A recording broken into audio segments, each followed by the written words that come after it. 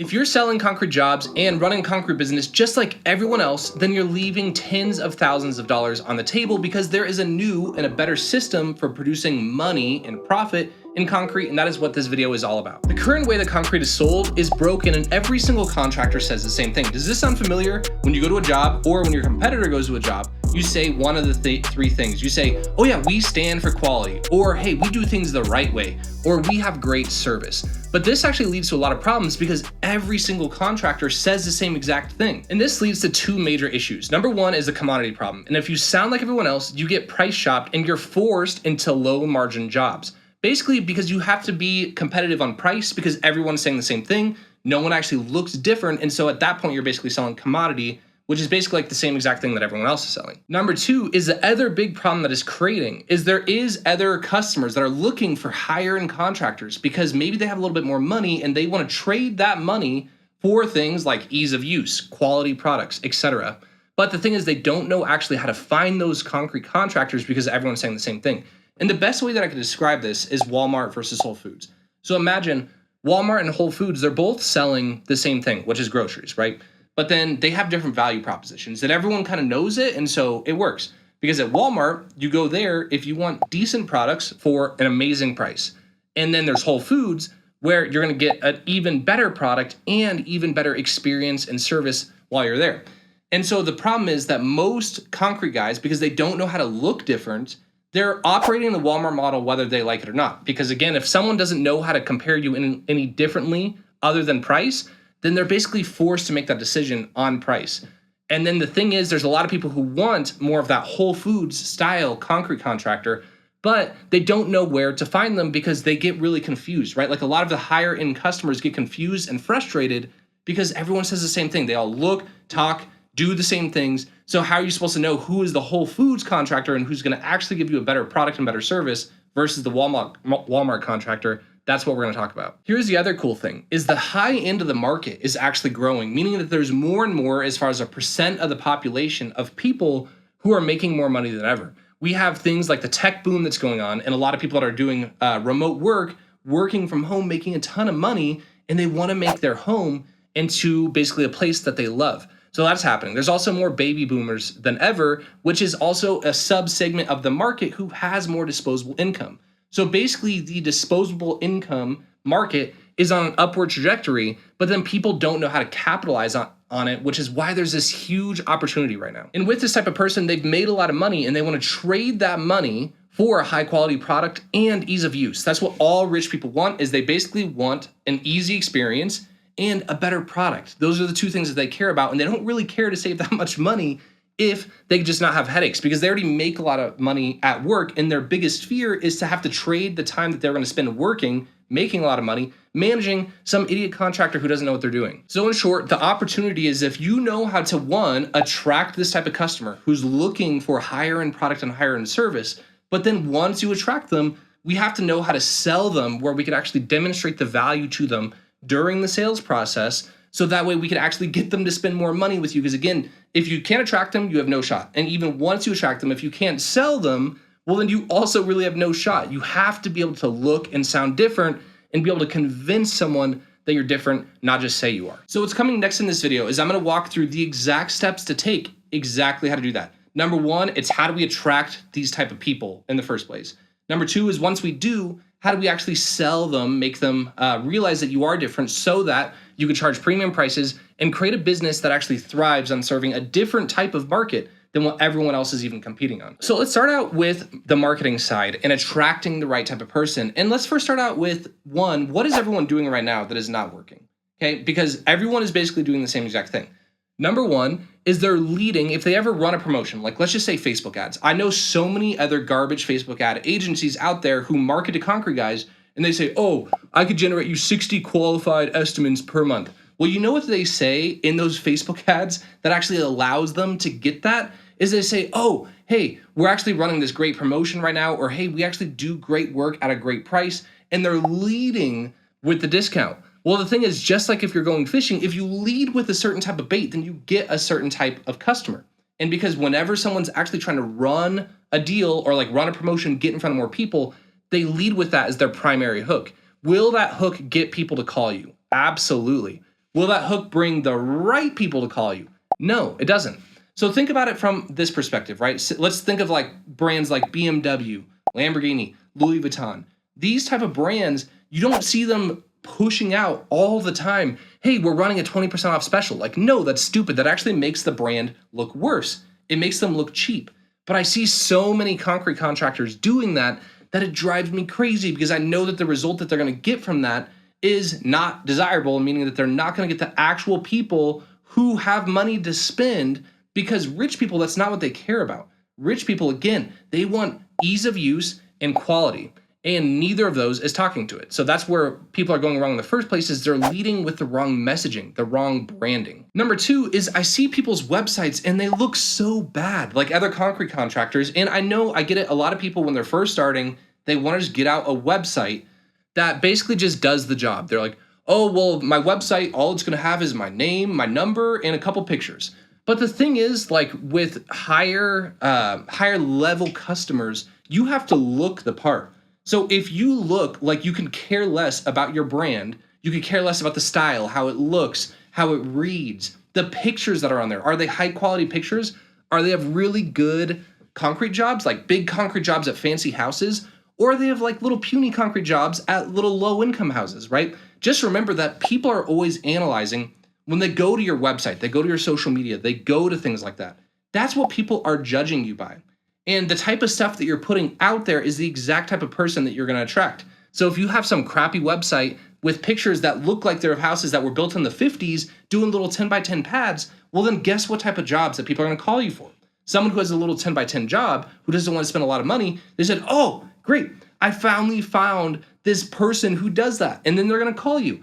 And then the people who are going to your website, who you actually want to call you with, say, jobs that are like 1,000, 2,000 square foot driveways or stamped concrete or whatever, those people are not going to call you, because when they go to your website, they're like, oh man, one, I don't know if this company does that type of stuff.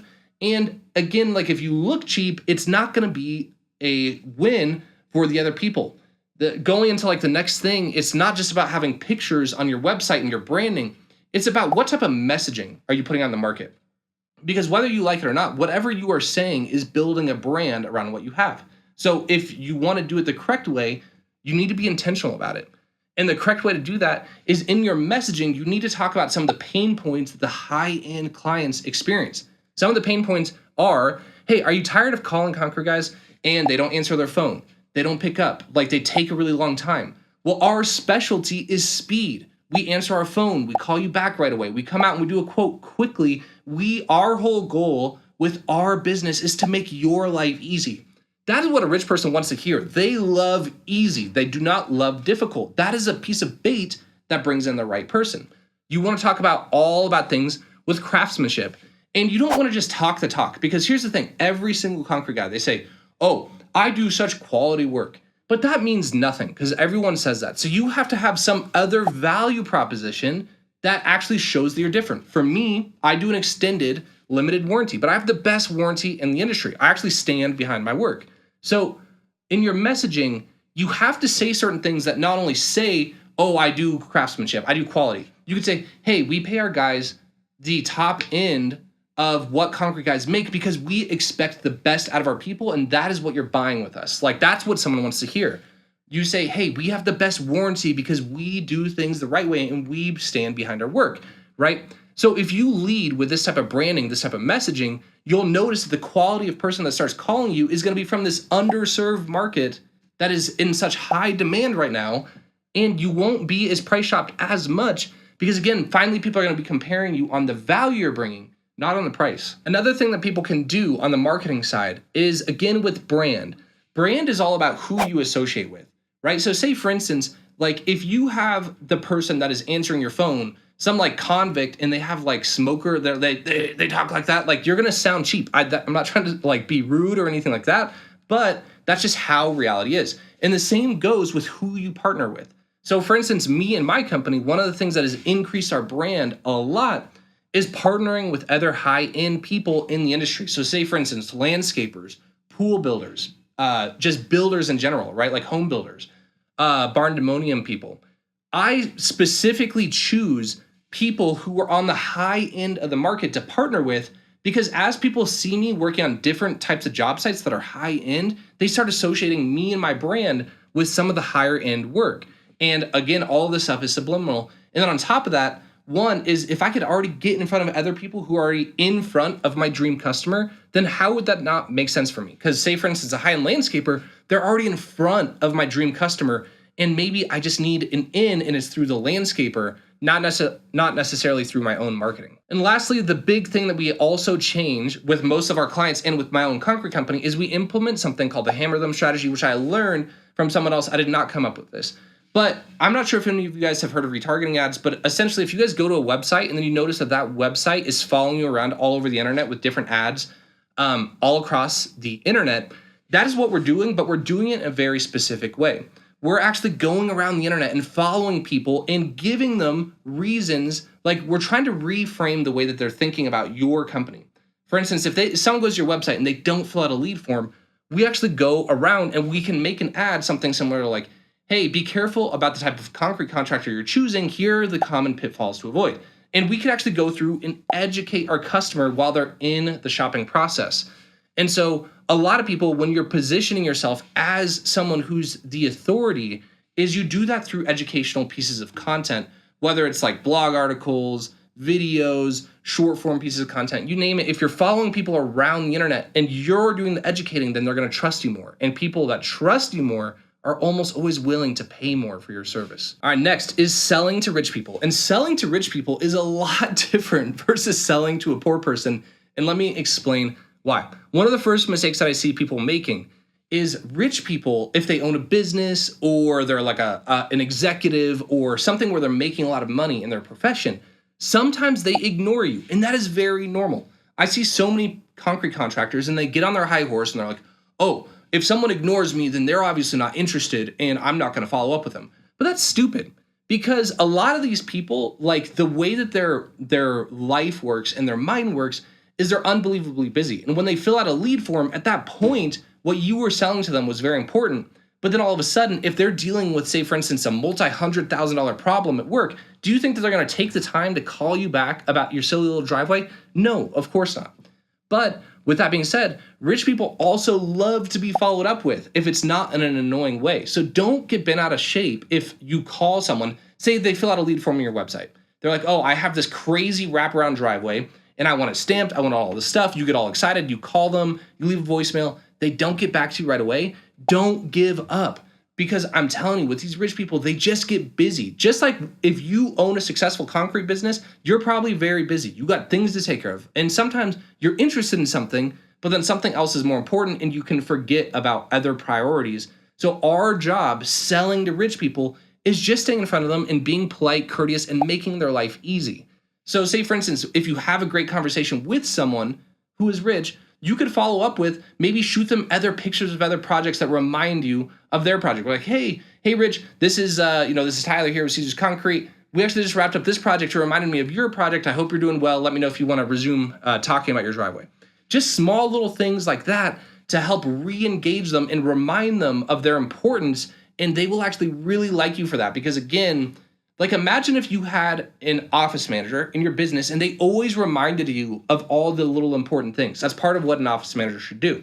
So as a salesperson, that's what you want to do with rich people is you want to be very helpful. You want to help aid their decision-making, educating them, making sure that they make informed decisions, and being unbelievably easy to work with. And that means that you operate on their timeline, whether you like it or not, because you might be bugging them or following up with them for like 3 weeks.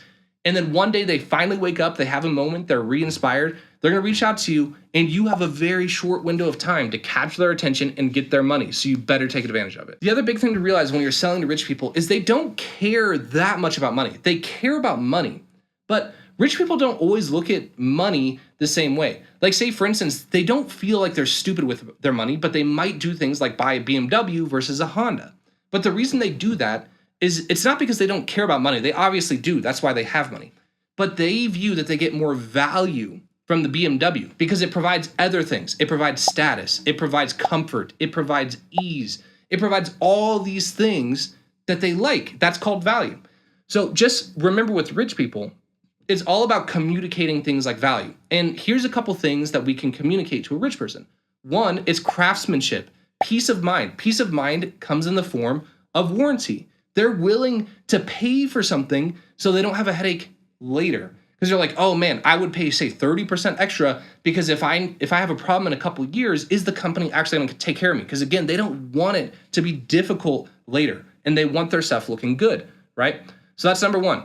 It's peace of mind, warranty, longevity, and craftsmanship. They want things to look good because that's how they associate with themselves. Kind of like how that's why they choose a BMW over a Honda. Because if they pull up to a sales appointment, for instance, in a little like 1999 Honda Accord, that was my first car, by the way. But if they do that, then they're going to look stupid. Versus if they pull up in a brand new 2025 BMW, the person's going to be like, okay, I'm dealing with someone legit. And they feel like they're being judged the same way at their home. If they have friends pull up, if they have colleagues pull up, if they have family, they want to be associated with nice things because that's how they want to present themselves. That's like their personal brand, and that's what they're associated with. The next thing is confidence. When you're working with someone who has money or is looking for more of a high-end service, they expect confidence out of you. So when you're speaking, you have to speak with conviction. You have to speak like you know what the heck you're talking about and not get worried about talking to someone who has money, and definitely not like, because sometimes I feel like people who have money are successful, they kind of look at you and they'll kind of test you a little bit. They'll talk about like life in general, or they'll kind of pry you a little bit to see like, hey, am I above this person or not? If you could work with someone of status and you can approach them as equals with that level of confidence and like that, the energy around it, rich people love that. Okay, so when it comes to, say, for instance, presenting price, you cannot be nervous about it. Because if you're nervous about it, they're going to say, oh man, they might not actually do this type of stuff that much. I remember my first big driveway I ever sold, I think it was like 20,000 square feet. And I sold it it's 2,000 square feet, and I sold it for 14,000 bucks for basically next to nothing. It's because when I first pitched the price to the dude, I was like, hey, it's going to be like 20 grand. But I like I was like, it's going to be like 20 grand. I felt like shaky in my voice, and he totally pounced on that and took advantage of me. Okay, but if you present something with price and with confidence, someone's going to feel a lot more confident giving you the money because they're going to be able to sense that you know what you're talking about and that this isn't your first rodeo, it's not your first time. Another thing is more of a consultative sales process. So when you're selling to rich people, they want you to help aid their decision-making, but they also don't want you to waste their time. That's why I've actually made videos about this and a podcast about this, about pre-qualifying our leads. Part of what we're doing is we're pre-qualifying. But the second thing that we're doing that's even more important is we're asking them questions about what is important to them. Because if you're going to sell someone, what you don't want to do is just rattle everything off. Oh, we do 4,500 PSI concrete and rebar and blah, blah, blah. Like, no one cares about that. What you're trying to do is you're trying to find what is important to them so you can actually pitch them on exactly what their pain point is. If you discover that they've hired someone in the past and they're not going to hire them again because they had concrete splatter all over the house, well, now when you're selling to them, that's what you're selling. You're selling the solution to make sure that their pain doesn't happen again. You're not going to rattle off all of the features that you have to offer. The other thing is you could build value by decreasing risk. Part of how I do that and what I work with my clients on and what I have in my own business is I have like an info packet that I bring to my estimates.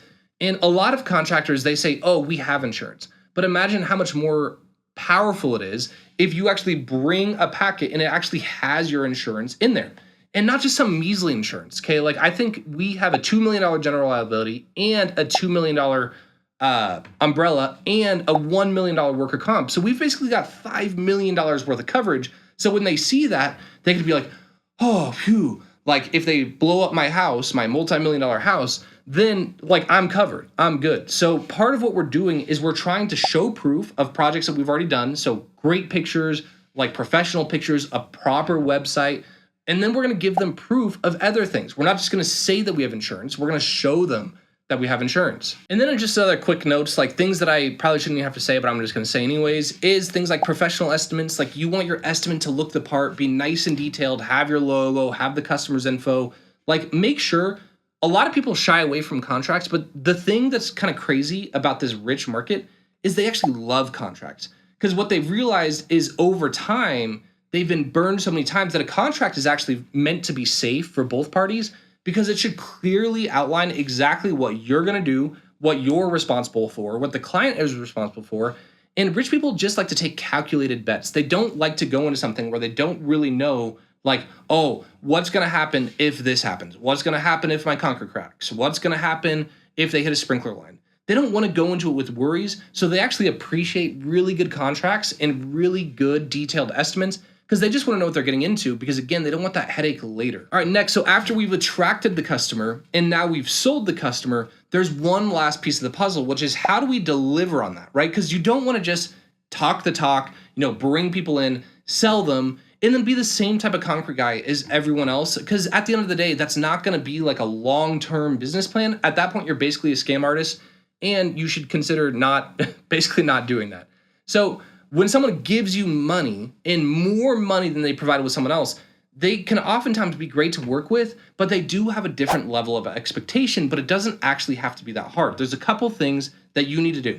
Number one is be super responsive. So if they have questions, get back to them immediately. Don't wait a day, don't wait 2 days. If there's a problem, don't shy away from it. Just talk to the people and treat them with respect. If you do that, that's 99% of it, literally right there, is just being responsive. The other thing is being preemptive in your communication. For instance, when we do stamped concrete projects, and if you guys do this too, you're gonna know, when you pour it and you have the release on there, you go back the next day, you saw cut, you take the forms off, the concrete's ugly. It's not that nice. So what we do is we try to pre-see all of these potential problems that our customers are gonna have, and we just let them know that there are gonna be problems. So we'll tell that customer, for instance, like we've had people where they've spent $180,000 with us for a stamped concrete project. And what we said is, hey, we're gonna go out there, we're gonna pour all this concrete. But the day after, you're gonna look at it and you're gonna be like, oh my God, this is ugly. But don't worry about it, that's literally always how it happens. Then when we come back and seal it, it's actually gonna pop out the color. You're gonna be able to see the multi-tones of the concrete, yada, yada, yada. And then what happens is when they see that, because they had that as an expectation, well, now they're not stressed. But I guarantee you, if you didn't do that, they saw the stamped concrete the next day, they're like, I'm not going to pay $180,000 for this. And then at that point, you're trying to save face. You're not being in front of the problems. So rich people love being in the know. So over-communicate about things like potential problems. But you don't want to do it, obviously, too much, but like within reason. Communicate with things like schedule. Do what you say you're going to do. Show up on time. Preemptively find the things that they're going to freak out about and tell them that they might freak out about it and it's okay, it's normal. Things like that high-end communication is what people pay for, because just remember, they're paying you to make it easy. So that is your job, is to make it stress-free experience from the first call all the way to the completion of the project. You want them to feel good throughout the whole time. And the last thing that I really do beyond just communication, proper expectations, things like that, when I'm communicating, is I actually stand behind my work. And here's the thing is I have a, say, 3-year warranty. And in that 3-year warranty, I actually don't cover things like spalling in my concrete, because here in Colorado, if you don't take care of your concrete, it's gonna spall. If you throw ice on it, if there's mac chloride, all that stuff. But I do make exceptions for great clients. And that's the thing. I don't just take, say, for instance, 30% more from my clients and then I don't have their back, especially if they're a good customer. And so say just this week, I got a call from a customer, his name's Mike. Mike's done, I think, 4 projects with us up to this point, and it's been over $100,000. He's literally so rich. He did his own personal house, loved us so much, he called us over to do his daughter's house and paid for it for a Christmas gift. It was ridiculous. But anyways, fast forward 3 years down the line, Mike calls us 2 of his squares in his massive driveway. His driveway was like 6,000 square feet. 2 of his squares had spalled. And you could tell it's right where he parked his truck. It had all this mac chloride and all this salt, all this crap from the road. And at the end of the day, he didn't take care of his concrete. But what is going to make me look better, me pointing to the contract and saying, Mike, go F yourself, it's your fault? Or I'm like, dude, it's just a couple squares, I'm just going to replace it. So the beauty is, and a lot of people, what they don't understand is we charge more money because I want to have reserve funds. I want hundreds of thousands of dollars in the bank at any given moment. So if someone calls me, I can take care of them. I don't have to run and panic. I remember very clearly in my first year of business, I did a driveway for this guy and my finishers messed up and there was a big hump in it. They just didn't screed it properly. And the guy called me and I was like, dude, I don't know what to tell you. I don't have money. I can't fix this. And it was unbelievably stressful. And the guy was super kind. He had to wait for a whole year for me to come back and fix it because I was broke, because I was charging the same as what everyone else is charging. I was basically doing the same exact problem that I'm trying to help you guys fix, which is selling to rich people, making a ton of money, but then we also provide a better service, right? That's the goal. So that is it for this video. I hope this was helpful. Just remember, guys, I partner with people. Don't be cheap with your own business. If you want to attract rich people, you got to act rich. And part of how you act rich is you get things like good marketing, you work with good companies, you have a good community on the back end so you could ask proper questions, things like that. That's exactly what we do for our customers over here at Contractor CEO. If I could partner with you and help you, I would love to. Fill out a form down below. Just answer your questions about your business and we could hop on a call, do a free strategy session to see if we might be a good fit. Hope you guys liked the video. Make sure you guys like, subscribe, and I'll see you in the next one.